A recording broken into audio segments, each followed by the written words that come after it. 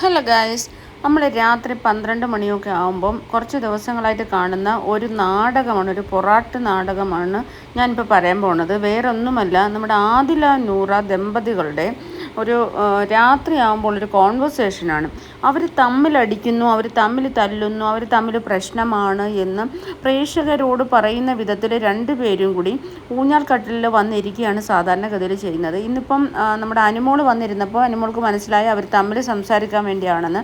അപ്പോൾ അനുമോൾ അത് എഴുന്നേറ്റ് ഒഴിഞ്ഞു കൊടുക്കുന്നുണ്ട്. നിങ്ങൾ സംസാരിക്കും, ഞാൻ മാറിപ്പോകാം.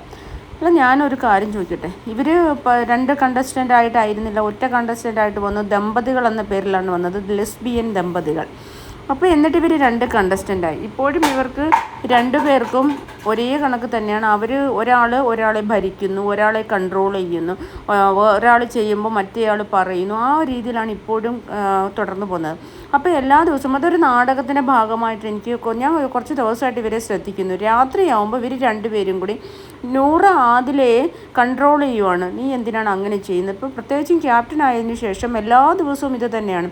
നീ അത് അവരോട് പറയുന്നത് മോശമാണ്, അല്ലെങ്കിൽ നീ അവരോട് ഇങ്ങനെ പറയണം, നീ എന്താണ് ഇനാക്റ്റീവായിട്ട് പെരുമാറുന്നത്, നീ എന്താണ് ആക്റ്റീവ് ആവാത്തത്, നീ എന്താണ് ബാക്കിലോട്ട് മാറി എന്ന് പറയുന്നത്, നിൻ്റെ സൗണ്ട് എന്താണ് ചെറുതായിട്ടിരിക്കുന്നത്.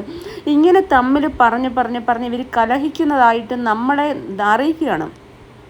ഇതൊരു പൊറാട്ട് നാടകമായിട്ടാണ് എനിക്ക് ഫീൽ ചെയ്യുന്നത്. കാരണം കുറച്ച് കഴിയുമ്പോൾ ഇവർ തന്നെ എഴുന്നേറ്റ് പോവാണ്. ബേബി ബേബി ബേബി എന്ന് വിളിച്ചിട്ടാണ് ഇവർ പറയുന്നത്. അങ്ങോട്ടും ഇങ്ങോട്ടും ബേബി അങ്ങനെയാണ്, ബേബി ഇങ്ങനെയാണ്, ബേബി അതാണ്, ബേബി ഇതാണ്, ബേബി. അത് കേൾക്കുമ്പോൾ തന്നെ നമുക്ക് ഭയങ്കര ഒരു ഇറിറ്റേറ്റഡ് ഫീലിംഗ് ആണ് ഉള്ളത്, പറയാമല്ലോ. കാരണം എന്ന് പറഞ്ഞാൽ ഇവരെന്തിനാണ് അങ്ങനെ ചെയ്യുന്നതെന്ന് എനിക്ക് മനസ്സിലാവുന്നില്ല. എല്ലാ ദിവസവും രാത്രിയാകുമ്പം ഈ സ്ക്രീൻ സ്പേസിന് വേണ്ടി ഈ ഊഞ്ഞാൽ കസേരയിൽ വന്നിരുന്നിട്ട് രണ്ടുപേരും കൂടി തമ്മിൽ തല്ലുന്ന കണക്കാണ്, തമ്മിൽ പ്രശ്നങ്ങൾ ഉണ്ടാക്കുന്ന കണക്കാണ്. വേറൊരു കണ്ടസ്റ്റൻറ്റുകളാണെങ്കിൽ തീർച്ചയായിട്ടും അവർ അടിയിട്ട് പിരിയേണ്ട എപ്പോഴോ സമയം കഴിഞ്ഞു. പക്ഷേ ഇവർ കുറച്ചു നേരം ഒരു മണിക്കൂർ, ഒരു 1.5 മണിക്കൂറോളം ഇങ്ങനെ കോൺവെർസേഷൻ ചെയ്തതിന് ശേഷം, അല്ലെങ്കിൽ ഒന്നിൽ സോഫയിലായിരിക്കും, ലിവിങ് ഏരിയയിൽ. ഇന്നലെ ലിവിങ് ഏരിയയുടെ സോഫയിലായിരുന്നു. അപ്പോൾ ഇങ്ങനെ എല്ലാ ദിവസവും ഇങ്ങനെ കണ്ടിന്യൂസ് ചെയ്തതിന് ശേഷം പിന്നീട് അവർ എഴുന്നേറ്റ് പോയിട്ട് രണ്ടുപേരും കൂടി പോയി വർത്താനമൊക്കെ പറഞ്ഞ് പിന്നെ അവരെന്താണെന്ന് വെച്ചാൽ ചെയ്തിട്ട് കുളിയും ജപമൊന്നും ഇല്ല കേട്ടോ. മിക്കവാറും കുളിയില്ല. ഞാൻ എല്ലാ ദിവസവും ഒരു 2-2:30 വരെ ഞാനിവിടെ കാണുന്നതാണ്. ഞാൻ കുളിക്കാൻ പോകുമ്പോഴും ഞാനിപ്പം ഇവർ കോൺവെർസേഷൻ ചെയ്യുന്ന സമയത്തായിരിക്കും ചിലപ്പോൾ ഞാൻ കുളിക്കാൻ പോകുന്നത്. കാരണം എനിക്ക് ഇവരുടെ കാര്യങ്ങൾ കേൾക്കാൻ. അപ്പം ഞാൻ ഇടയ്ക്കിടയ്ക്ക് എത്തി നോക്കുമ്പോഴും അവരവിടെ ഇരുന്നിട്ട്, കാരണം എൻ്റെ ബെഡ്റൂമിൽ തന്നെയാണ് സ്ക്രീൻ വെച്ചിരിക്കുന്നത്. അപ്പം ഞാൻ ജസ്റ്റ് ഒന്ന് നോക്കുമ്പോൾ തന്നെ എപ്പോഴും അവർ കോൺവെർസേഷൻ നടത്തിക്കൊണ്ടിരിക്കുകയാണ്. അവർ തിരിച്ച് ഞാൻ 2:30 വരുമ്പോൾ കുളിച്ചൊക്കെ കഴിഞ്ഞിട്ട് ഞാൻ ഫ്രഷൊക്കെ ആയി വന്ന് പിന്നെ ഞാനിരുന്ന് വീണ്ടും ലൈവ് കാണുവാണ്. ഈ ലൈവ് കാണുന്ന 2-2:30 മണിയായാലും അവർ വീണ്ടും വർത്താനമൊക്കെ പറഞ്ഞ് 1 മണി 1:30 മണിയൊക്കെ ആകുമ്പോൾ അവർ ഉറങ്ങാൻ പോലെ 1 മണിയാകുമ്പോൾ ഉറങ്ങാൻ പോകും. ചില സമയത്ത് നേരത്തെ കട്ടിലേ പോയിരുന്നെങ്കിൽ ചില സമയത്ത് ലിവിങ് റൂമിലിരുന്ന് ഇങ്ങനെ പറയും. അത് കഴിഞ്ഞിട്ട് പിന്നീട് ആദ്യം കയ്യും കാലും മുഖവും കഴുകി ഡ്രസ്സ് മാറ്റി പോയി കിടന്നുറങ്ങും. കുളിയെന്ന് പറഞ്ഞാൽ നൂറായിക്ക് ഒട്ടും കുളിയില്ല കേട്ടോ, ഒട്ടും കുളിയില്ല. ഞാൻ അതിശയിക്കുന്നത്.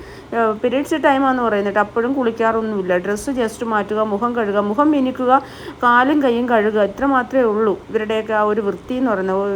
വൃത്തി അടുത്തൂടെ പോകത്തില്ല. അത് എപ്പോഴും നമ്മുടെ അനുമോള് തന്നെ പറയുന്നുണ്ട്, നീ കുളിക്കത്തില്ലെന്ന് ചോദിക്കുന്നുണ്ട്. അപ്പോൾ പറയണത് ഞാൻ ആഴ്ച ഒരു ദിവസമാണ് കുളിക്കുന്നതെന്ന്. അതൊക്കെ പേഴ്സണൽ ഹൈജീൻ എന്ന് പറയുന്ന സാധനമേ ഇല്ല കേട്ടോ ഇവറ്റകൾക്ക്. പിന്നെ ഇതേപോലെ തന്നെ പ്രേക്ഷകരെ പറ്റിക്കാനുള്ള പൊറാട്ട് നാടകം. അപ്പോൾ അവർ തമ്മിൽ തല്ലുവാണല്ലേ, തമ്മിൽ വഴക്കൂടും, തമ്മിൽ പിരിയും എന്ന് പ്രേക്ഷകനെ തോന്നിപ്പിക്കുന്ന രീതിയിൽ, അതപ്പോൾ അതൊരു നാട്ടിലൊരു ചർച്ചാ വിഷയമാവും, പുറത്തൊരു ചർച്ചാ വിഷയമാവും എന്നുള്ള രീതിയിൽ സംസാരിപ്പിക്കുക. നൂറ ഭയങ്കര അതിബുദ്ധിയാണ് കേട്ടോ. നൂറ ആദിലേയും കേട്ടെ അതിബുദ്ധിയാണ്. അത് കൺട്രോൾ ചെയ്യണം. ഇത് ബിഗ് ബോസ് ഹൗസാണ്. ഇത് നീ വിചാരിക്കുന്ന കണക്കല്ല. ആദിലെ കുറച്ചുകൂടി എടുത്തുചാട്ടക്കാരിയാണ്. നൂറ എടുത്തുചാട്ടക്കാരി എന്നല്ല, നൂറ ഭയങ്കര ക്രൂക്കഡാണ്. ഭയങ്കര ക്രൂക്കഡായിട്ടാണ് എനിക്ക് ഫീൽ ചെയ്യുന്നത്. ഇതെന്തൊരു പൊറാട്ട് നാടകമായിട്ടാണ് എനിക്ക് ഫീൽ ചെയ്യുന്നത് ഗൈസ്.